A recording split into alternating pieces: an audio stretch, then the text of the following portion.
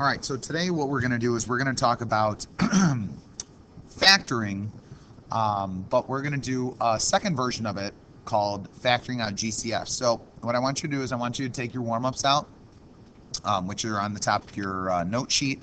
All right, and I want you to do problem 1, 2, and 3. It's distributing, and I want you to make sure that you remember how to distribute and what happens with exponents when you distribute. So pause when you're done, play, and then see and check your answers.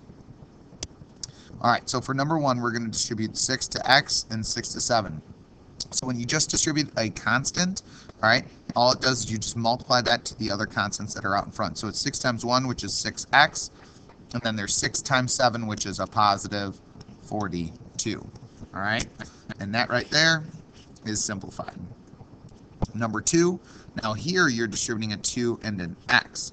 So 2 times x and 2 times negative 3. Now this is a little bit different because what you're going to do is you're going to distribute this kind of in parts. You're going to distribute the 2 times the 1 of the 2x, or sorry, 2 times the 1 and the 1x, and you're going to get a 2.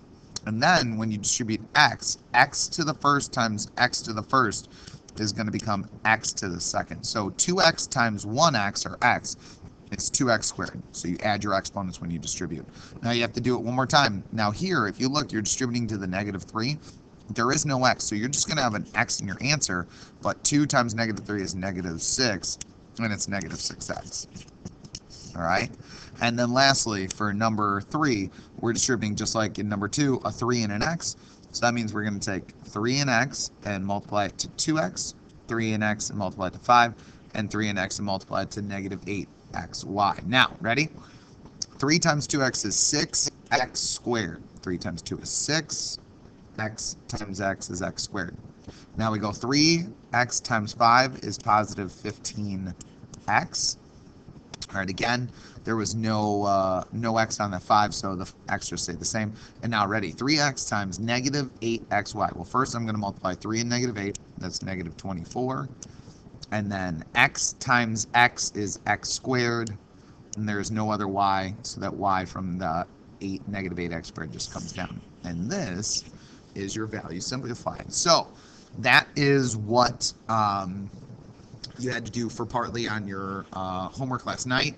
Again, your answers were on the bottom, so if you have any questions with those, I'll be back tomorrow so we can answer those questions. But today, what we're going to do is we're going to talk about GCF. GCF is known as the greatest common factor. All right, the greatest common factor. So we'll talk about what that is in a second. But what I want you to do now, all right, is write down what each pair of monomials has in common. So if you notice, all right, monomials are one number. So 9x squared is one number technically because there's no addition or subtraction sign. And 6x is one number because there's no plus sign or minus sign in between the 6 or the x. So if you look, what does 9x squared and 6x have in common? Well, an easy thing they have in common is an x. All right, they both have an x in there. Now, this is x squared, this is x to the first power, but they both have an x in common. All right, now, what else they have in common is that they also are multiples of 3. They are multiples of 3, so both 9 and 6 are both multiples of 3, which will allow you to technically be able to like divide that out if we had to. All right, now with that same thought process, take a look at 5y and 15. Now what do they have in common?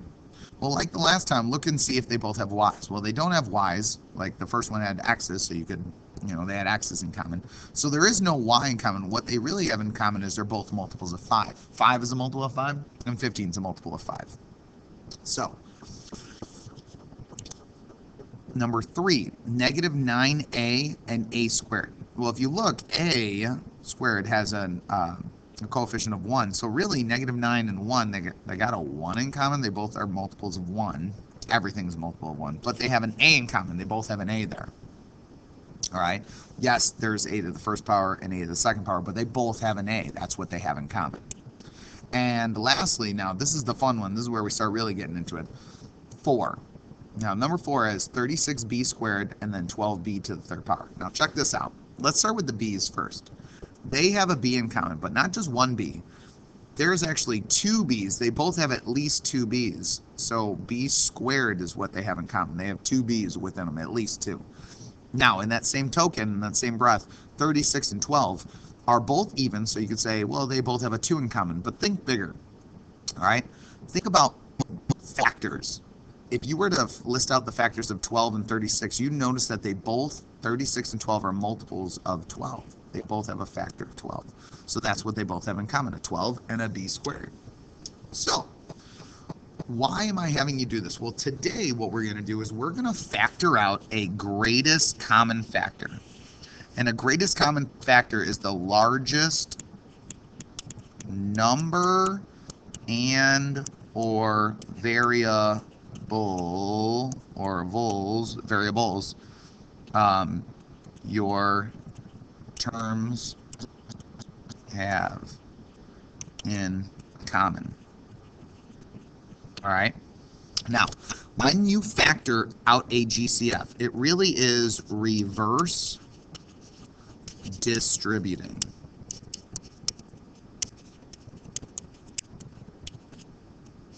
Sorry. It's reverse distributing. You really are literally reverse distributing when you are factoring, all right? And when we are factoring, what we're going to try to do is we're going to try to break down into,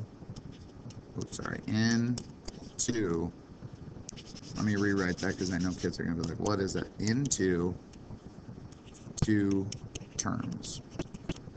All right, and that's what we want to do. We want to break it down into like virtually two terms, two simplified terms. So, ready? So, I already wrote this up here. So your greatest common factor is this. The largest number and or variables your term may have in common. So, if we look down here, what we're going to do is we're going to factor out a GCF. That's what we're going to do. We're going to factor out a GCF from 4x squared and 24x. So, what I do when I factor out a GCF is I first draw a parenthesis, because what you're going to want to do is you're going to want to factor out into two terms, right? The first is your GCF, and the second is what's remaining. So what I do when I do this is I first start with my numbers. What can I divide evenly from 4 and 24? And that kind of leads us into what we were doing in the past. Like, what do 4 and 24 have in common? Well, they're both multiples of 4. All right? 4 and 24 are both multiples of 4. Additionally, thinking about the variables, x squared and x, what do they have in common? Well, they both have at least one x in them, or an x to the first power. So this first thing, this right here, this is a GCF, or a greatest common factor. That's what this is. 4x is your GCF. So if that's your GCF, what is going to be inside of our parenthesis? That's what your remainder is. So what I do is I like to think about this as reverse distributing. All right, and how you do that is this. If my GCF is 4x, what would I be left with if I divided out 4x from 4x squared? Well, what I'd be left with is an x, all right, or an x to the first power. And what I want you to do is just wait, and I'll show you what I mean by this in a second. Then, all right, if you look 24x, if I were to like divide out a 4x from 24x, well, 24 divided by 4 is 6. X divided by x just cancels out. And this right here is your simplified answer. 4x times x plus 6. And the reason that's your answer is because if we were to actually distribute this back in, all right, if you were to distribute this in, 4x times x is 4x squared. 4x times 6 is 24x. And that was the original problem. But we don't want this. We want this. This is our answer. Check mark. That's what we want. Smiley face. All right? And that's what we're doing today. You're literally factoring out a GCF, aka reverse distributing. So let's start number 2. So again, I start with the parenthesis, and then I try to figure out my GCF, starting with my coefficients. What is the largest number that I can divide evenly out of 6, 15, and negative 9? Your answer is a 3. I can divide a 3 out of everything. All right? Now, I go and I start looking at my variables. So I have m squared, and mn. So I don't know why that just happened, but that did it again. All right. So, deal with it. Here we go. So, if you look, I have an m squared, and an m. I can factor an m out of all of those. And in the same breath, n, do you see an n in all three terms? No. So you cannot factor out an n. And n is not a common factor. It's only a factor in the last term. So n is not a GCF. So this right here is your GCF. So now what you got to figure out is what is left inside of our parenthesis if we factor out that GCF. So what you do is take each original term and divide it by your GCF. So 6 divided by 3 is 2. M divided by m is m. Cool. Now 15m squared divided by 3m. 15 divided by 3 is 5. M squared divided by m to the first power is just an m left. All right. So there you go. You're left with a 5m. And now ready? Negative 9mn divided by negative 3. Well, negative 9 divided by 3 is negative 3. M divided by m, m's cancel out, and you're left with just an n. This is your factored answer. You just factored that using GCFs. You just pulled out the largest common factor. All right? So here we go. Let's try number 3 now. Now, you're probably saying, well, I'd like to try something. Well, let's do a couple more, and then I got plenty for you to try on your own. So if you look at number 3, again, start with your parenthesis. Now start with your coefficients first. What number can you divide evenly out of 8 and 17? Well, time's up. It's a 1. 8 and 17 have nothing in common besides 1. So you factor out a 1. Do you need to show 1? No. But I'm just getting you in the habit of seeing that stuff. Now, r to the 4th and r to the 3rd. Now, this is where we start having some real fun. So, what's the largest amount of r's that you can pull evenly out of both r to the 4th and r to the 3rd? That's r to the 3rd. So technically, 1r to the 3rd, or just r to the 3rd, is your GCF. So now, what's remaining inside of our parenthesis? Well, we reverse distribute, or basically divide. 1 divided by 8 is 8. R to the 4th divided by r to the 3rd is just an r, or r to the first power, whatever you like. 17 divided by 1 is 17. R to the 3rd divided by 3, r to the 3rd divided by r to the 3rd is just r to the 3rd. So this is your simplified answer. 1r to the 3rd times 8r to the 1st plus 17. All right, and number 4, factoring out of GCF. So here we go. Ready? I put my parenthesis because I know I'm going to write out my GCF first. What's my GCF? Well, let's start with our coefficients, 6 and 3. What can I divide evenly as the largest number from both 6 and 3? That's a 3. Now, ready?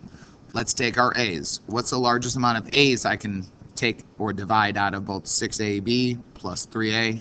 And that's an A. And can I factor out any B's? And that's no, because this 3A does not have a B in it. So, with 3A being my GCF now, I will divide that from each of these to see what I'm left with inside my parenthesis. 6 divided by 3 is 2. A divided by A cancels out, and B is left alone. Now, ready?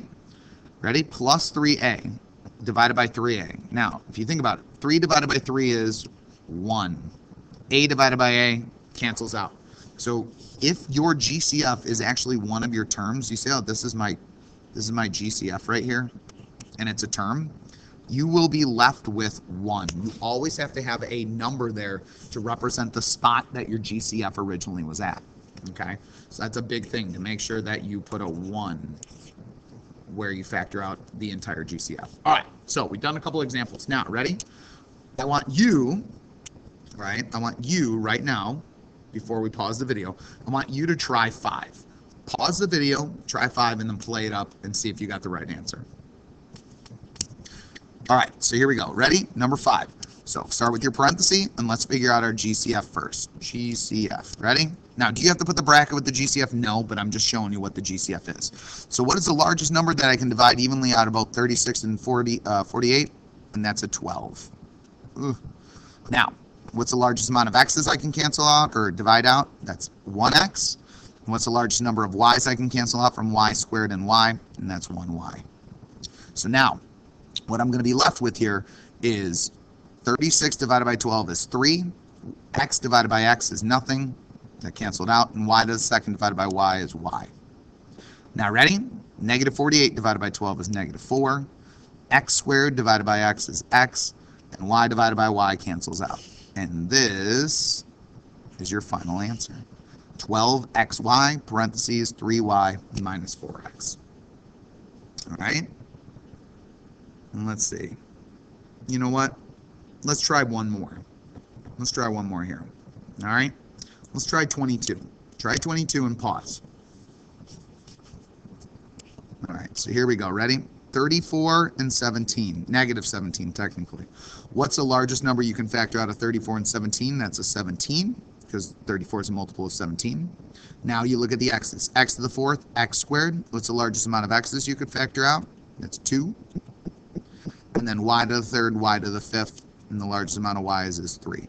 So if you're noticing, when you have terms with the same variable, like in this one has x's and y's, your GCF is always the smallest amount of that number. So the smallest exponent that you see there. So in this case, x squared was the smallest one. That's my GCF.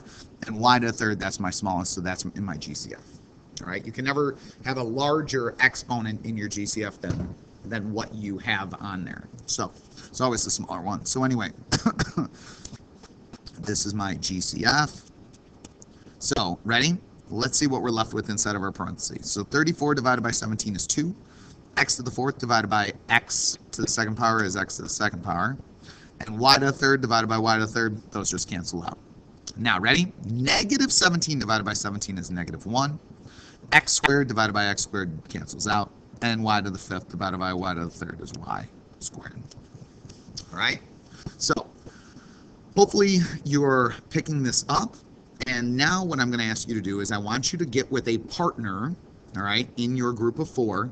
I want you to get with a partner. So one of them, if you have 3 in your group, then all 3 of you are going to work together. If you have 1 in a group, join another group to make it 4. All right, and I want you to finish the rest of these problems, 1 through 27. All right, the answers to this will be on Google Drive in the lesson for GCF Day 1 factoring, okay? So you're going to want to check that over. When you are done with your group, bring it up to the sub and ask them for the homework. They will then give you the homework where the answers are on the back side of that also, okay? All right, great job.